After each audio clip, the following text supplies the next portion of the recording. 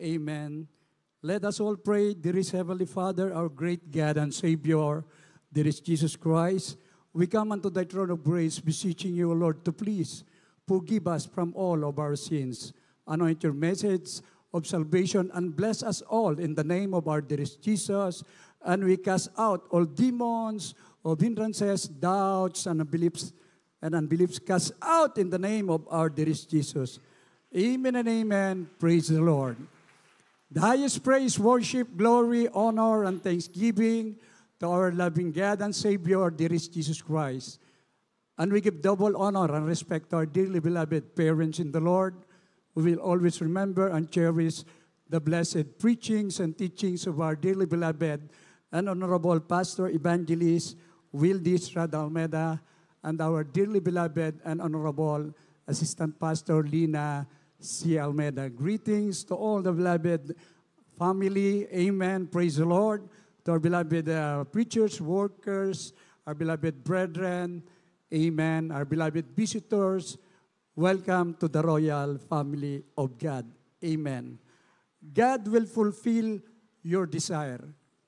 Kung inisa-isa natin yung patotoo kanina, mga minamahal, talagang tataas ang pananampalataya mo. Grabe talaga ang pagpapala ng ating mahal na Panginoon na ang lahat sa bawat isa sa atin na tapat ay totoong ang ating pinakamamahal na Panginoon ay tinutupad niya ang nais ng bawat isa. From the book of Psalms, chapter 145, verse 19, atin pambasahin. In the book of Psalm, chapter 145, verse 19, He will fulfill the desire of them that fear Him. He also will hear their cry and will save them.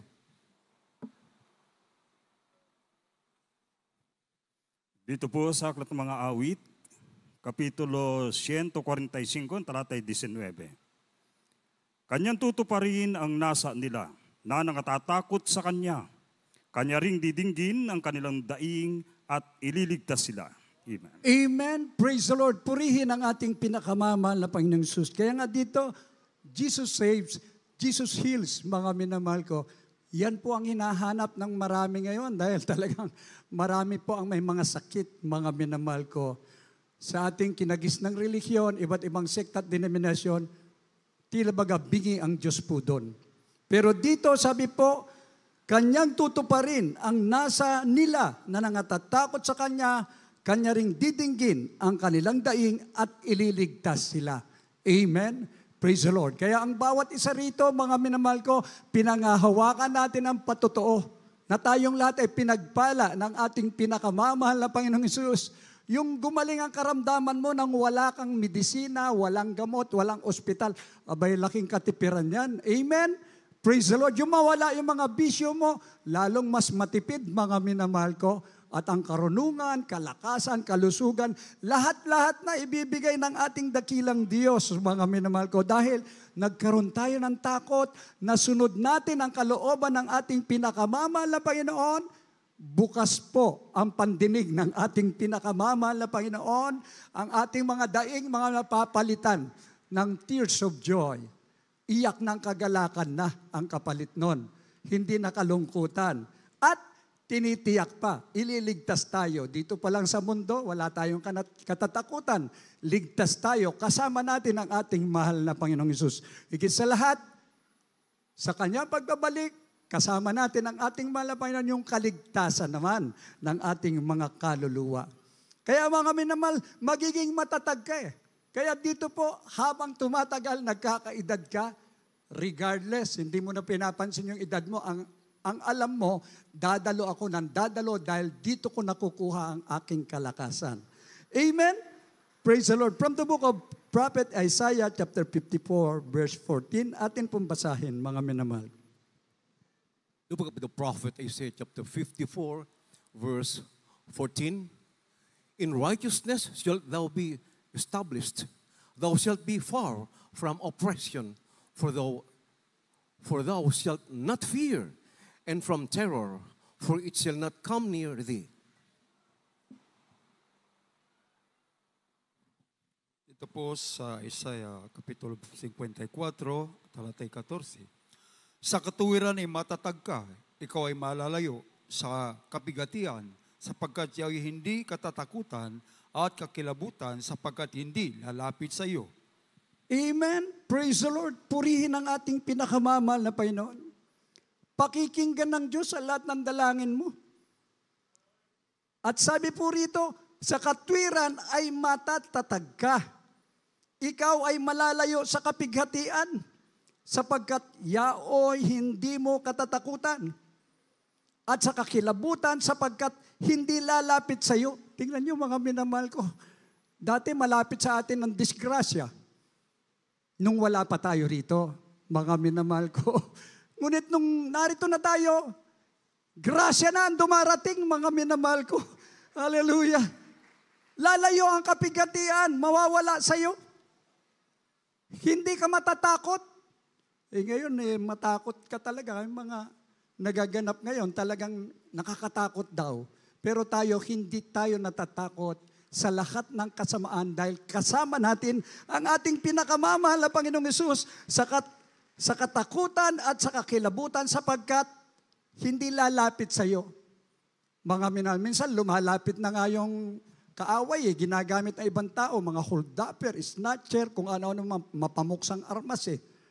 Aatakihan ang mga kapatiran natin, pag pumikit yan, nanalangin, itinaas ang kamay. Pag kinas out, nakikiusap pa yung mga hold-upper, huwag ka nalang maingay, hindi ka naman kasali. Amen? Exempted tayo dahil takot ang dyablo. Ito yung kapangyarihan na sumasa atin, mga minamahal ko. Ibig sabihin, anak tayo ng Diyos, tagapagmana ng buhay na walang hanggan. Ang kasamaan ay lalayo, ang kabutihan ng Diyos ay sasayo. Amen? Praise the Lord. Kaya nga mga minamahal, napakapalad po natin. Ang pinag-uusapan dito yung pagtatagumpay. Marami ng paraan, maging ang government natin, maging sa buong mundo, kung papaano umayos ang mundo, papaano mawala yung korupsyon, para matigil ang giyera, mga minamahal ko. Ngunit dito ang pinag-uusapan yung pagtatagumpay. Amen? Praise the Lord. Ang ating anniversary sa Talipaw, Sulu, hindi po pwedeng kalimutan yan. It is worth thousands of crusade. Mga minamahal ko, doon natanyag ang kapangyarihan ng Diyos. Doon malaman ngayon ng iba't ibang sect at denominasyon ngayon, nagbagsakan na sila . Nagsisisihan . Mga minamahal ko, mga kinikilala sila pero ngayon nalalantad sila sa kahihiyan. Pero sa Jesus Miracle Crusade, nalalantad sa kapangyarihan, sa kabutihan ng ating pinakamamahal na Panginoon. Dahil narito tayo, pinagpalang lubos, mga minamahal ko. Sino hindi maglingkod sa Diyos? Pag umalis ka pa rito, mga minamahal, ikaw na rin na may kasalanan nun. Mga minamahal. Kaya habang tumatagal, talagang napakasarap maglingkod sa ating dakilang Diyos. Kulang pa nga yun 3 times a week . May mga Bible studies pa, mga minamahal ko, upang maihayag, makiisa, napapurihan ang Diyos na makapangyarihan na tumawag sa atin. Amen? From the book of 2 Corinthians chapter 2, verse 14, atin pong basahin. The second book of the Corinthians chapter 2 verse 14. Now thanks be unto God, which always causeth us to triumph in Christ and make manifest the savor of his knowledge by us in every place. Dito po sa ikalawang mga taga-Korinto, Kapitulo 2, ang talata po 14. Datapwat salamat sa Diyos na laging pinapagtatagumpay tayo kay Kristo at sa pamagitan natin ay ipinahayag ang samyo ng pagkakilala sa Kanya sa bawat dako. Amen? Praise the Lord. We are international, mga minakaya. Jesus Miracle Crusade, International Ministry. Buong mundo ito, mga minamahal ko. Maging ang mga foreigner, nako-convert sila hindi sa papangkikayat na salita, bagkus sa kapangyarihan ng Diyos. Nararamdaman nila ang presensya ng ating pinakamamahal na Panginoon.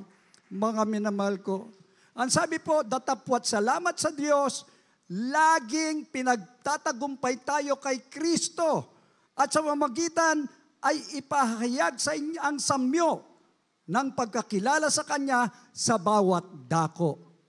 Lahat ng panig ng mundo, nandoon ang ating minamahal na mga kapatiran, mga outreaches natin. Ano pong pinag-uusapan doon? It's just the same eh. Yung himala na ang Diyos natin ay totoo, makapangyarihan, at isisigaw natin na tayo nga'y tunay na anak ng Diyos. Bakit? Yung mga foreigner sabi niya, wala sa amin yan eh. Sige, dito na lang kami sa Jesus Miracle Crusade. Amen? Praise the Lord. Narinig niyo po ang buhay na patotoo. Mga minmal, they are 1 year and 7 months na. Actually, minomonitor po natin yan para tumatag sila. Mga men, nung baguan lang sila, inaalalayan natin. Bandang huli, nagkusa eh. Ang sabi niya, if you're willing and obedient, you shall eat the good of the land. Mga minamahal ko, March 10, naalala ko, 2024. Doon nag-umpisa, tinadtad ng operasyon ang ating mahal kapatid, ang kanyang mahal na asawa, beloved Sister Teresa Malyari.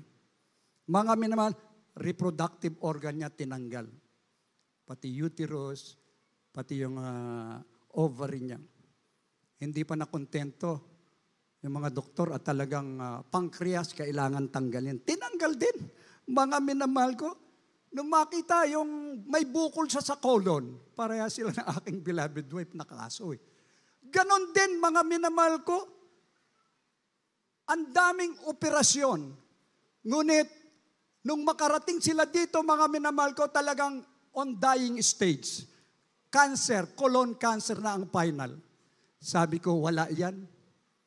Buhay ang Diyos na ating pinaglilingkuran. In Christ Jesus, you are complete. Kukumplituhin niya ng malapan, magtiis ka lang. Ano mang kaganapan? Ang colon cancer po, meron pong colostomy. Mga minamahal, this is a big challenge to each and everyone. Kahit hindi siya normal, dumadalo, pinakinggan nila ang aming pangangaral na ang sabi ng ating dearly beloved parents in the Lord, huwag a-absent, dumalo. Walang tigil, non-stop. Pwedeng tumigil, may bagyo, hindi pa rin titigil yan. Yung bagyo ang titigil. Amen? Ibig sabihin, pag kumpleto ka sa paglilingkod, tataas ang iyong pananampalataya, magkakaroon ka ng pag-asa. Ano pong resulta? August 27, nito lang, nagpa-general check-up. Sabi ng doktor, ang tagal mo nawala ah. Bakit, Dok? Lahat ng mga kasabay mo, patay na eh. Amen? Praise the Lord. Oh, nagpa-chemotherapy ka ba? Minsan lang, Dok, pero hindi na ako bumalik dito. Hindi po ako umiinom ng gamot, Dok. Ganon. Sige nga, tingnan natin kung totoo. Overall check-up. Ang sabi ng doktor, cancer-free ka na. Amen? Praise the Lord. Pati yung doktor nag-praise the Lord eh. At siya mismo, inihahayag niya doon sa mga pasyente, buhay ang Diyos na aking pinaglilingkuran. Narito ang paanyaya, subukan yung dumalo. Cancer-free na, mga minamahal ko, di ibabalik na yung kanyang bituka. Magiging normal na siya. Kaya maririnig niyo siya magpapatotoo rito. Sabi niya, gusto kong magpatotoo pag ibinalik na. Talagang ibabalik na this remaining days. Ibabalik po siya ron. At totoo po, ulitin ko po, nagmula na bautismuan, naging masunurin, hindi gumamit ng gamot. Ang kinilala ng Diyos ay ang ating dakilang manggagamot, ang ating pinakamamahal na Panginoong Hesus. Kaya nga nagpapasalamat tayo sa ating mahal na Panginoon. Lahat po aming panawagan na may mga cancer. Gusto nyo bang maging free? Cancer-free. Ang kagandahan nito, pati sa ospital, free din ang bayad. Libre. Amen. Mga minamahal, talagang mamangha ka sa gawa ng ating mahal na Panginoon. Kaya datapot salamat sa Diyos na laging pinagtatagumpay tayo kay Kristo at sa pamagitan ng ating ipinahayag ang samyo ng pagkakilala sa Kanya sa bawat dako. Amen? Hindi po doon nagtatapos. We will continue serving the Lord, mga minamahal ko, dahil ang bawat isa sa atin, mga minamahal ko, kailangan natin patutuhanan, ihayag ang kapangyarihan ng ating pinakamamahal na Panginoong Hesus. From the book of 2 Corinthians chapter 2, from the book of Titus chapter 3 verse 8. Amen. From the book of Titus chapter 3 verse 8. This is a faithful saying, and these things I will that thou affirm constantly, that they which have believed in God might be careful to maintain good works. These things are good and profitable unto men.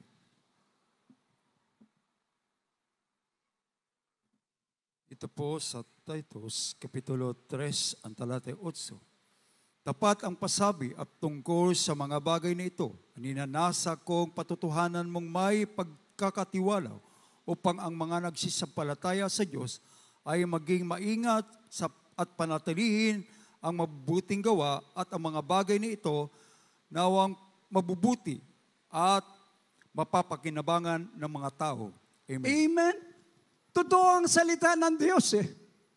Ang sabi ng ating pinakamamahal na Panginoon Jesus, if you abide in me and my word shall abide in you, you shall ask what you will and it shall be given unto you. Mga minamahal ko, totoo ang ating mga panalangin, pinakinggan ng Diyos sa pangunang dalangin ng ating dearly beloved parents in the Lord. Ang sabi po, mga minamahal ko, tapat ang pasabi. At tungkol sa mga bagay na ito, ay ninanasa kong patutuhanan mong may pagkakatiwala upang ang mga nagsisipanampalataya sa Diyos ay maging maingat na panatilihin ang mabubuting gawa. Ang mga bagay na ito ay pawang mabubuti at mapapakinabangan ng mga tao. Amen. Praise the Lord. Marami pa ang dapat maligtas, mga minamahal ko. Pumunta ka na lang sa mga ospital, talagang overcrowded. Marami nako-confine, maraming lumalabas na bangkay. Yan ang katotohanan. Pero yung mga tumanggap ng paanyaya sa Jesus Miracle Crusade, pumupunta sila sa gawain, ipinasa Diyos nila. Dito ang daming gumagaling at binubuhay ng ating pinakamamahal na Panginoong Hesus. Hindi yan ang dapat nating panatilihin. Hindi tayo magsasawalang kibo. Ihahayag natin ang bawat himala na ginagawa ng Diyos sa buhay natin.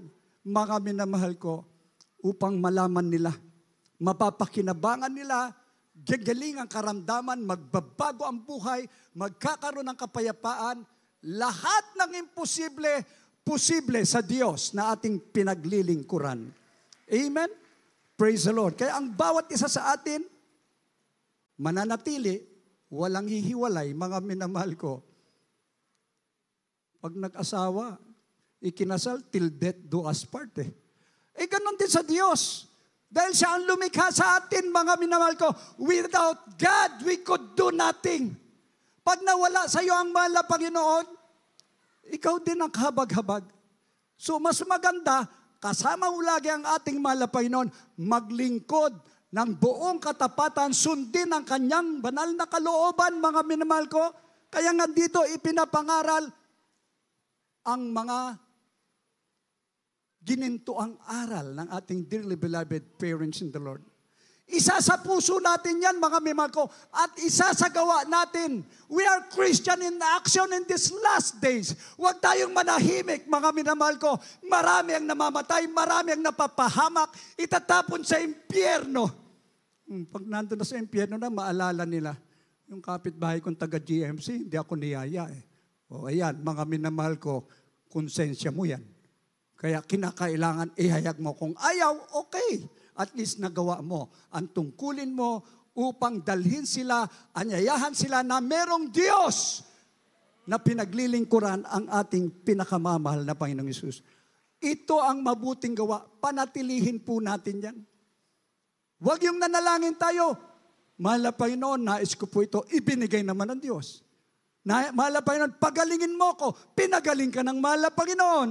Mahal na Panginoon, bigyan mo akong pagpapala. Ibinigay na ng Diyos. Anong gagawin mo? Puro sa'yo na lang. Ang sabi ng mahal na Panginoon, unahin mo siyang ibigin ng lubos. Mahalin mo ang kapwa mo katulad ng pagmamahal mo sa iyong sarili, nananatili ka upang gamitin sa malawakang pagliligtas ng ating pinakamamahal na Panginoong Hesus. Sa huling talata, sabi niya, finally, brethren, farewell na to eh. From the book of 2 Corinthians chapter 13, verse 11.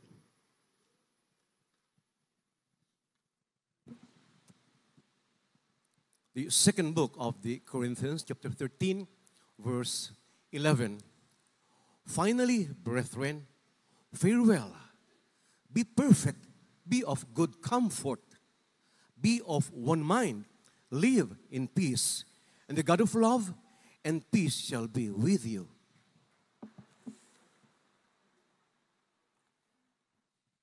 Dito po sa ikalawang mga taga-Korinto, Kapitulo 13, talatay 11. Sa katapus-tapusan mga kapatid, paalam na, mangagpakasakdal kayo, mga aliw kayo, magkaisa kayo ng pag-iisip, mga buhay kayo sa kapayapaan, at ang Diyos ng pag-ibig at ng kapayapaan ay isa sa inyo. Amen. Amen. Praise the Lord. Lahat magsabing, praise the Lord. We will always remember and cherish the blessed preachings, the blessed memories of our dearly beloved parents in the Lord. Wala na tayong ibang gagawin ngayon sa huling panahon to obey. Children, obey your parents in the Lord, for this is right. Mga minamahal, ito'y pangungusap ng banal na kasulatan. Ito rin ang pangungusap ng ating dearly beloved parents in the Lord, maging ang lahat ng mga banal. Ang ating pinakamamahal na Panginoong Hesus. Ang nais niya, iniwan tayo, mga minamahal ko, ng sakdal na halimbawa upang sundan natin, tuparin natin na lahat ng kautusan ng ating mahal na Panginoon. Ikaw at ako ay tinawag na maging liwanag sa mundo nating napakadilim na. Ang sabi po, mga minamahal ko, sa katapus-tapusan, talagang magtatapos na ang mundo natin. Sa katapus-tapusan, mga kapatid, paalam na. Hallelujah. Magpasakdal kayo, mag-aliw kayo, magkaisa kayo ng pag-iisip, mga buhay kayo ng kapayapaan, at ang Diyos ng pag-ibig at ng kapayapaan ay isa sa inyo. Palakpakan natin ang ating pinakamamahal na Panginoon. Mapalad tayo, mga minamahal ko. Hallelujah. Isa tayo sa tinawag dito sa banal na gawain na sinasabi ng banal na kasulatan. Kanyang tutuparin ang nasa nila na nangatatakot sa Kanya, Kanya ring didinggin ang kanilang daing at ililigtas sila. Salvation is the greatest matter of importance. Akinin mo na lahat ang kayamanan sa mundo. Ngunit kung mawala naman ang kaligtasan na ito, na ipinangaral, hallelujah, iniluhod ng ating dearly beloved parents in the Lord, nag-ayuno, mga minamahal ko, lumuluha sila for 50 years, mga minamahal ko. Tayong lahat ay bunga ng kanilang pananalangin. Kaya tungkulin din natin na iniwan tayo sa tungkulin ito upang ang bawat isa sa atin maibahagi ang kabutihan ng ating pinakamamahal na Panginoong Hesus. Kaya tinutupad ng ating mahal na Panginoon ang lahat ng ating daing, mga minamahal ko. Could you do? Just do it. We're Christian in action in these last days. Tell everybody that God is good all the time. Ipaanyaya natin, mga minamahal ko. I'm challenging each and every one.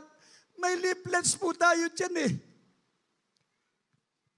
Mga kapatid, may leaflets ba kayo dyan? Hingi tayo. Yun ang lagi natin dala. Ganyan ang ginawa nila sa Hong Kong. Bawat kapatira na uwi, merong leaflets. Kaya ayun, grabe ang paglago. Maging sino man, Wala tayong pakialam kung sino sila. Ang mahalaga, ipakilala natin na merong Diyos na tumugon sa ating panalangin. Hindi niya tayo pinabayaan hanggang kasalukuyan, pinagpapala tayo. Hindi tayo umiiyak sa kalungkutan. Ang pagtulo ng ating luha, iyak ng kagalakan, tears of joy mula sa ating pinakamamahal na Panginoong Hesus. Tayo pong lahat ay tumayo. Tayo pong lahat ay umawit sa ating mahal na Panginoon. Pasalamatan natin ang ating dakilang Diyos. Hallelujah. Habang inaanyahan po natin ang mga baguhan, ang mga bisita, mga live webcast viewers, at aking ibigay po ang buong pagkakataon sa ating beloved co-preacher, beloved ordained preacher, Louie Angeles.